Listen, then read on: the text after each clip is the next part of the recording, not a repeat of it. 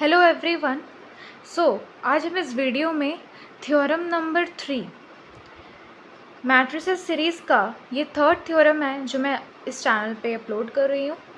और इसमें हमें प्रूव करना है कि A into adjoint A is equal to adjoint A into A is equal to determinant of A into I। तो सबसे पहले ये A इज़ अ मैट्रिक्स है।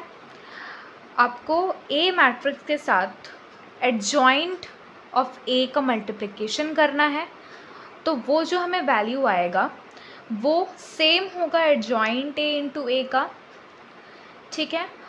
और वो भी सेम होगा determinant of A into identity matrix का, ठीक है। तो हम कैसे प्रूव करेंगे, आइए देखते हैं। आपको ये लाना है। तो सबसे पहले हम एक मैट्रिक्स A को सपोज करते हैं। Let A be a matrix, okay. तो A equals A11 A12 A13 A21 A22 A23 A31 A32 A33, ये एक मैट्रिक्स है हमारा। अब आपको एडजॉइंट का कंसेप्ट पता होगा, माइनर्स को फैक्टर्स किसे कहते हैं, हम एडजॉइंट कैसे निकालते हैं। तो अगर नहीं पता है तो आइए थोड़ा एडजॉइंट को समझ ले।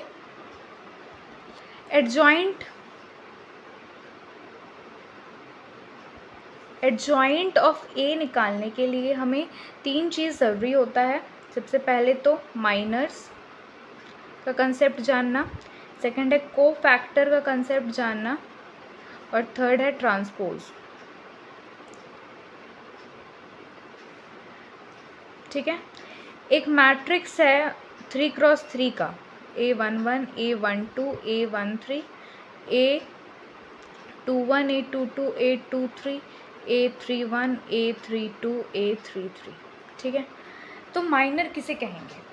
जब हम फर्स्ट कॉलम और फर्स्ट रो को छुपा कर जब हम निकालते हैं, जैसे आप डिटर्मिनेंट में निकाले होंगे, तो उसी तरह से जैसे आपको माइनर, जैसे A11 का अगर माइनर निकालना है तो आपको इस first column and first row को छुपा के इसका determinant value, mod value find करना है। तो ये क्या हो जाएगा, A22 A23 A32 A33। तो ये आपको कुछ एक वैल्यू देगा, ठीक है। माइनर को हम हमेशा M से डिनोट करते हैं, तो M11 आप लिख सकते हो, ठीक है। तो आपको जो वैल्यू आएगा वही आपका वैल्यू होगा इसका, और आप इसे M11 या कुछ भी आपका जो वैल्यू आएगा वो लिखना है, क्योंकि हम यहाँ पर नंबर यूज़ नहीं किए, हम पोजीशन के तौर पर आपको बता रहे हैं। आपको क्रॉस मल्टीप्लिकेशन करके जो वैल्यू आएगा आपको वो लिखना है यहाँ पर, वही आपका M11 होगा। सिमिलरली आप इसको प्रोनाउंस 11 कहते हैं, ठीक है।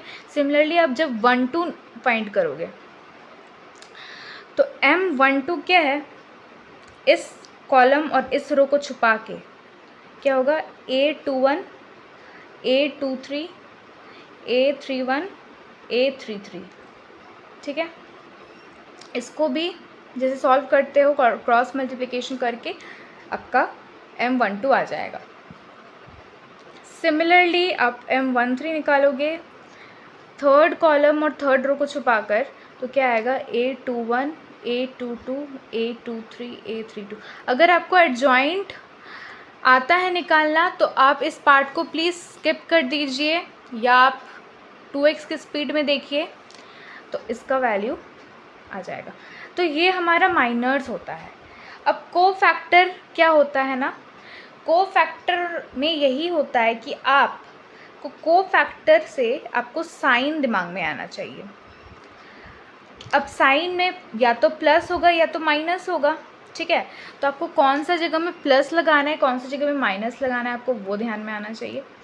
तो ऑड प्लेसेस आप कह सकते हो, ऑड प्लेसेस में हमेशा आपका नेगेटिव साइन होगा, ठीक है। अब यहाँ पे ऑड प्लेसेस फाइंड कैसे करेंगे, जैसे ये 1 2 है, ठीक है। तो जैसे ये A11 है तो 1 को आप ऐड कर रहे हैं तो आपको 2 मिल रहा है विच इज़ इवन, तो ये इवन प्लेस है। आप वैसे जब 1 2 को ऐड करोगे तो आपको 3 मिलेगा विच इज़ ऑड, तो ये एक ऑड प्लेस है। जब 1 3 को ऐड करोगे तो 4 मिलेगा विच इज़ इवन, इसको ऐड करने पर आपको ऑड मिल रहा है। लाइकवाइज इसको और इसको ऐड करने पर आपको ऑड मिलेगा। तो को फैक्टर वही है जिस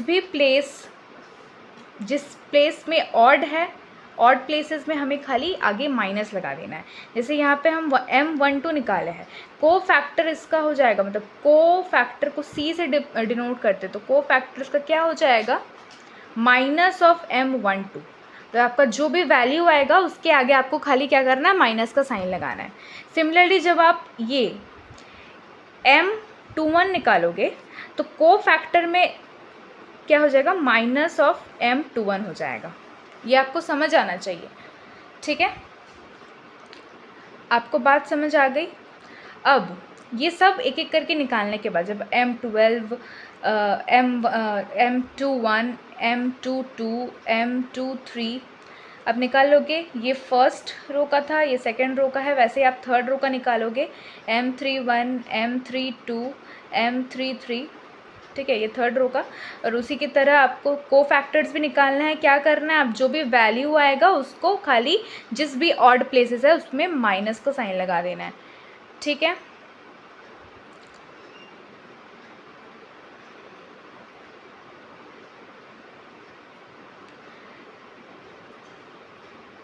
इसमें तो प्लस होगा, इसमें माइनस होगा क्योंकि ये 5 है विच इज़ ऑड,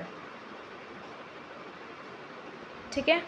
ये फिर प्लस होगा, ये माइनस हो जाएगा और ये फिर प्लस होगा।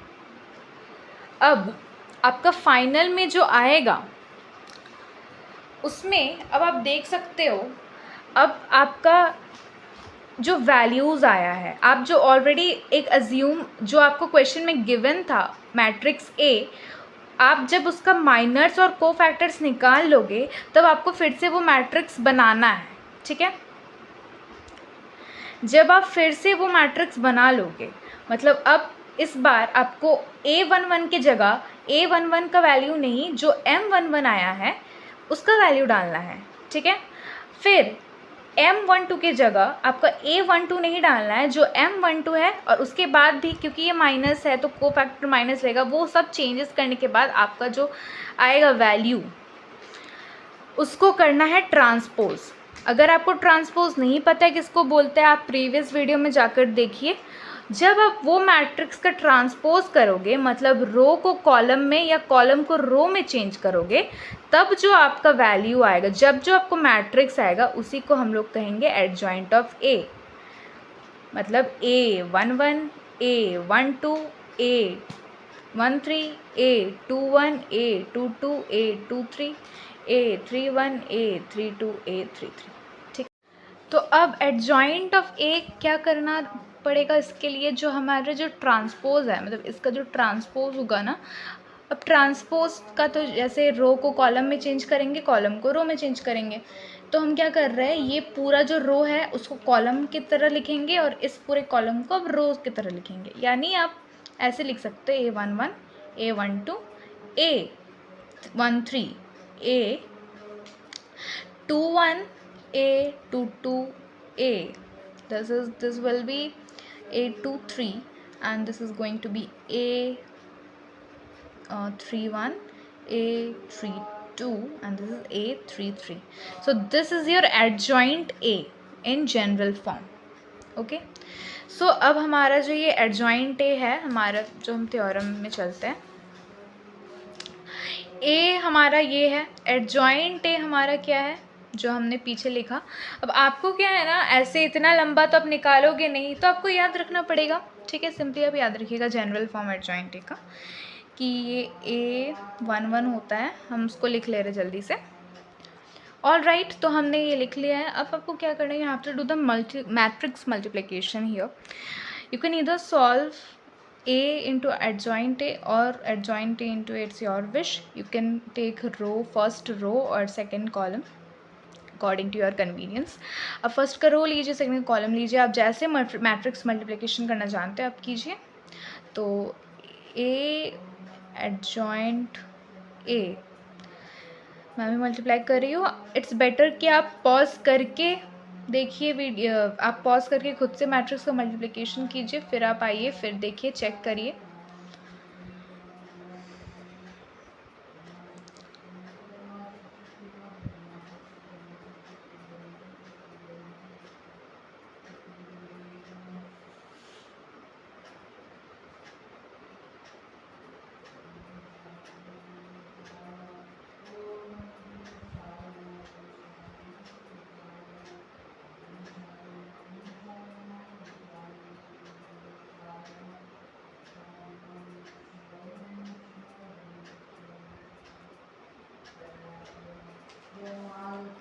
हम थर्ड रो को जब थर्ड कॉलम के साथ कर रहे हैं तो वहाँ पे जगह नहीं हो रहा है, तो इसलिए मैं इसको नीचे लिख दे रही हूँ। आप थोड़ा ज़्यादा स्पेस लेके करिएगा ताकि आपका अट जाए यहाँ पर।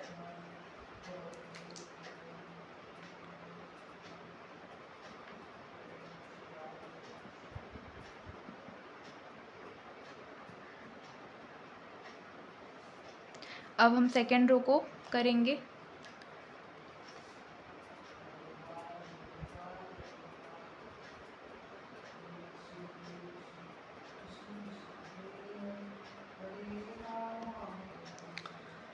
तो अब आप मिला सकते हो कि आपका इतना रिजल्ट आ रहा है कि नहीं, ठीक है।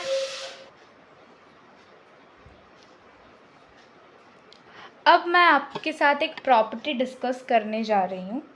ये प्रॉपर्टी आप क्लास 12 में पढ़े होंगे, और अगर आपने नहीं पढ़ा है तो कोई बात नहीं, मैं अभी आपको बताऊँगी। ये है प्रॉपर्टी। प्रॉपर्टी क्या बोल रहा है? अगर A11 C11, remember this is minor, this is cofactor, or you can also this is column, or you can also indicate this as C as a column here. So आप normally आप जो multiplication आप किए है वही चीज़ को यहाँ represent कर रहा है, so don't get too much worry about this. Okay, so A11 C11 A21 C21 A31 C31, आप एक चीज़ नोटिस कर रहे होंगे कि यहाँ का रो कॉलम ना सब सेम है। इसमें 1 1 1 1 2 1 2 1 3 1 3 1। तो अगर इस तरह के कंडीशन रहे और सब एडिशन में रहे तो उसका वैल्यू हो जाता है डिटर्मिनेंट ऑफ ए, ठीक है। और अगर A11 के साथ C31, A11 A12 के साथ C32, मतलब कि रोज एंड कॉलम सेम नहीं है, बहुत ही अलग अलग है। इसमें भी सेम नहीं है, डिफरेंट है, तो इस केस में आपका वैल्यू 0 होता है। ये हमेशा याद रखना है। सेम वैल्यू मॉड ए देता है और डिटर्मिनेंट ऑफ ए देता है, और डिफरेंट वैल्यू 0 देता है। ये प्रॉपर्टी क्यों जानना है यहाँ पर? क्योंकि इसका काम थ्योरम में है, ठीक है। अब हम चलते हैं थ्योरम की ओर। आई होप आपको ये प्रॉपर्टी समझ आ गया होगा। अब आप जो थ्योरम ये इसमें जो क्या यूज़ करेंगे आप देखिए। जो हमारा फर्स्ट ये है प्लेस, यहाँ पे देखिए A11 A11 कैपिटल A12, यहाँ सब सेम है, दिख रहा है। तो इस जगह पे हम डिटर्मिनेंट ऑफ A लिख सकते हैं आराम से, ठीक है। लेकिन इस जगह में देखिए कोई सेम नहीं है। A11 के साथ A22 है, A12 के साथ A22 है, मतलब ये एकदम डिफरेंट है, ये सेम नहीं है, ठीक है। तो इसकी जगह हम 0 लिख सकते हैं। अगेन इसके यहाँ भी सब सेम नहीं है, सब A11 31 के साथ है, A12 A32 के साथ है, तो इसकी जगह भी हम 0 लिखेंगे। लाइकवाइज आप इधर चेक करके देखिए, 0 आ रहा है तो 0 लिखिए।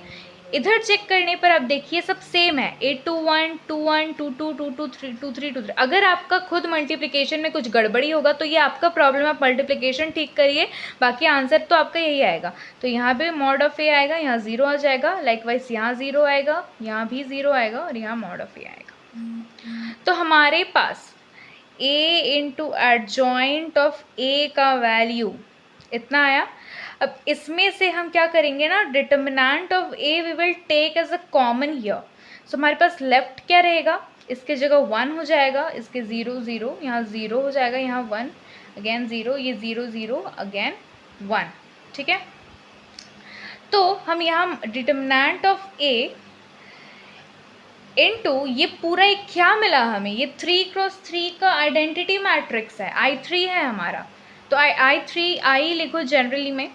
तो आप एक चीज़ देखिए, A इंटू एडजॉइंट ए अगर आप करते हो या फिर आप एडजॉइंट ए इंटू ए कर सकते हो दूसरा रिवर्स ऑर्डर में, ठीक है। आपका आंसर यही आएगा और ये हमारा मॉड ए इंटू आई के बराबर है। तो हमारा थ्योरम यही बोल रहा था कि adjoint of A is equal to adjoint A into adjoint A equal to adjoint A into A is equal to determinant into I. तो हमारा हैंस प्रूव्ड। इसमें सबसे ज़्यादा मिस्टेक होने का चांस इस मल्टीप्लिकेशन पार्ट पे है।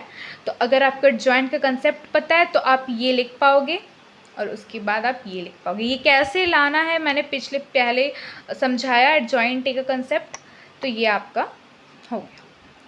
Thank you.